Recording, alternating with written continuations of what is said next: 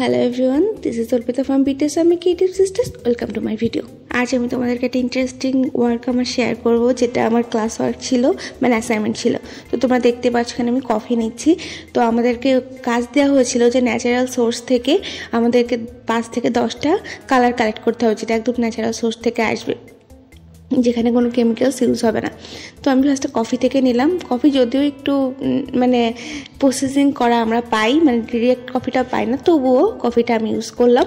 আমাদের কাজ ছিল কালার সোয়াচগুলোকে পেপারে কালেক্ট করা আর সুতাতে কালেক্ট করা। তো পেপারে কালেক্ট করে আমি এটা রোদে শুকাতে দিয়েছিলাম আর সুতাটাও রোদে শুকিয়েছিলাম। তারপর এখানে আমি হলুদ ইউজ করলাম, আর তারপর এখানে আমি এটা কাগজ দিয়ে আর একটা সুতা দিয়ে ওটাতে কালার নিয়ে নিচ্ছি। হলুদের কালারটা কিন্তু অনেক স্যাটিসফাইং এসেছিল। তারপর আমি এখানে গাঁদা ফুল নিয়ে নিলাম। গাঁদা ফুলটা ভালোভাবে পিষে ওখান থেকে আমি কালারগুলো বের করলাম। দেখতে পাচ্ছ হালকা একটা কালারটা এসেছে, এটা একদমই ন্যাচারাল, খুবই ভালো লাগছিল কিন্তু এই কাজগুলো করতে। দেখতে পাচ্ছ এখানে আমি রোদে সবগুলো কালার শুকাতে দিয়েছি। এখন আমি তোমাদেরকে বলি আমার সুইট পাপার গল্প। তো পাপা দেখছে যে আমি কালার স্টার্ট করছি ন্যাচারাল সোর্স থেকে, সে একটা বুকে কিনে এনেছে আমার জন্য, যেহেতু আমি এখান থেকে ফুল থেকে সবগুলো কালার বের করতে পারি। যদিও এখান থেকে আমি শুধু রোজটাই ইউজ করতে পেরেছি, বাকিগুলো থেকে তেমন একটা কালার স্ট্যাক্ট হয়নি, কিন্তু যেহেতু এটা বিদেশি ফুল ছিল। তো রোজটাকে আমি ভালোভাবে ফুটিয়ে নিচ্ছিলাম যাতে ওর পাপড়ি থেকে সব কালার ছেড়ে যায়। তবুও আমার পাপাকে আমি একটা বিগ থ্যাংক ইউ দিতে চাই যে সে এতটা সুইট।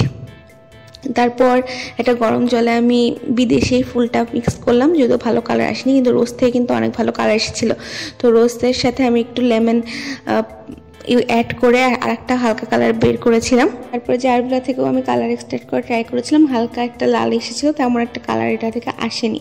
তারপরে পেঁয়াজের খোসা থেকে আমি কালার এক্সট্রাক্ট করেছি, এখান থেকে অনেক কিন্তু একটা ভালো কালার আসছে, সেটা আমি দিয়েছি। আমি লাস্টে আমাদেরকে দেখাবো আমি কোন কোন কালারগুলো রেখেছি। তারপর আমি জবা ফুলও নিয়েছিলাম। জবা ফুল থেকে কিন্তু কালারটা এখানে যতটা সুন্দর দেখাচ্ছে, কিন্তু লাস্টে শুকানোর পরে একদমই ভালো কালার আসেনি, এই জন্য আমি ওটাকে বাদ দিয়েছিলাম। এটার মধ্যে আমি লেবু অ্যাড করেছিলাম, যেহেতু এটা একদম কালো হয়ে গিয়েছিল। লেবু সব কালারকেই হালকা করার কাজ করে, দেখতেই পাচ্ছ কীভাবে হালকা হয়ে গেল।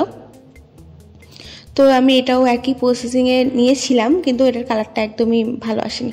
তারপর সোয়াচগুলো যেগুলো ভালো এসেছে সেখান থেকে আমি ছোটো ছোটো করে 1 ইঞ্চেস করে সবগুলো কেটে নিলাম আর সুতাগুলোকে বো আকারে বেঁধে নিলাম। আর লাস্টে তোমাদেরকে আমি দেখাচ্ছি কোন কোন কালারগুলো আমি মানে ফাইনালি রেখেছি। তো এই যে আমার সোয়াচ বোর্ড কিন্তু একদমই রেডি। সোয়াচ বোর্ডটা দেখতে খুবই সুন্দর লাগছে না?